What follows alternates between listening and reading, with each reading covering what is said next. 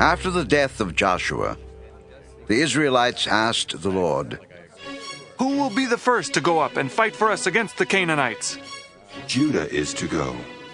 I have given the land into their hands."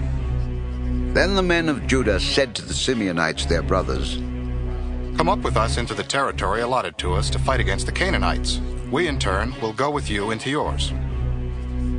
So the Simeonites went with them. When Judah attacked, the Lord gave the Canaanites and Perizzites into their hands, and they struck down 10,000 men at Bezek. It was there that they found Adoni-Bezek and fought against him, putting to rout the Canaanites and Perizzites. Adoni-Bezek fled, but they chased him and caught him, and cut off his thumbs and big toes. Then Adoni-Bezek said, 70 kings with their thumbs and big toes cut off have picked up scraps under my table.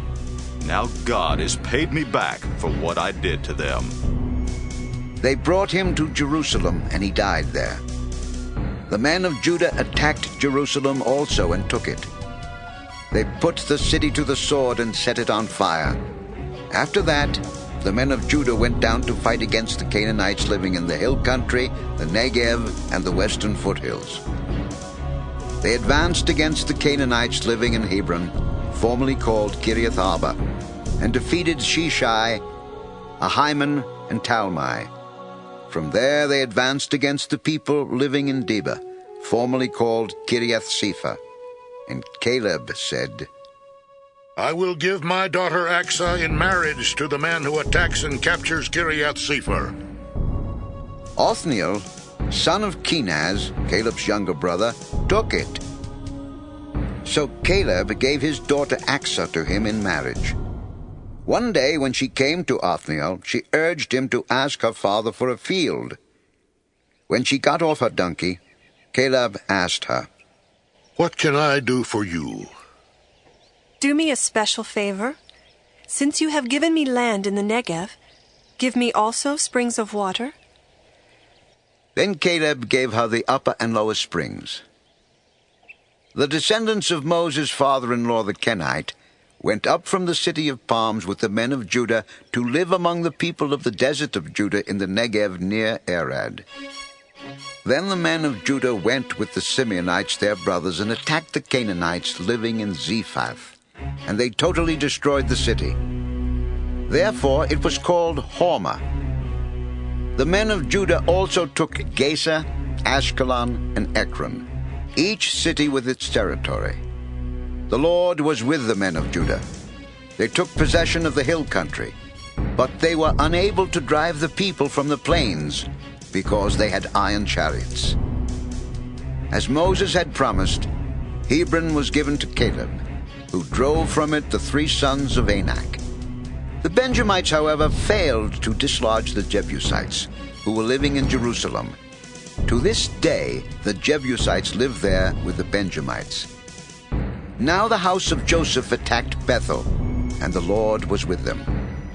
When they sent men to spy out Bethel, formerly called Luz, the spies saw a man coming out of the city, and they said to him, "Show us how to get into the city, and we will see that you are treated well."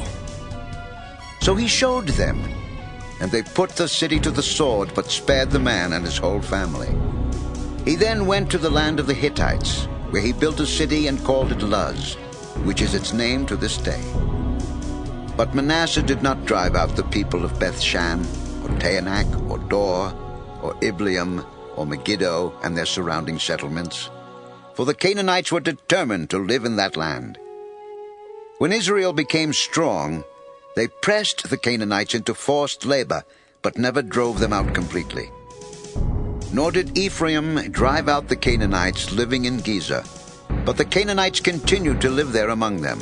Neither did Zebulun drive out the Canaanites living in Kitron or Nahalol, who remained among them, but they did subject them to forced labor. Nor did Asher drive out those living in Akko or Sidon or Alab or Akzib or Helba or Aphek or Rehob. And because of this the people of Asher lived among the Canaanite inhabitants of the land. Neither did Naphtali drive out those living in Beth-Shemesh or Beth-Anath. But the Naphtalites too lived among the Canaanite inhabitants of the land. And those living in Beth Shemesh and Beth Anath became forced laborers for them. The Amorites confined the Danites to the hill country, not allowing them to come down into the plain.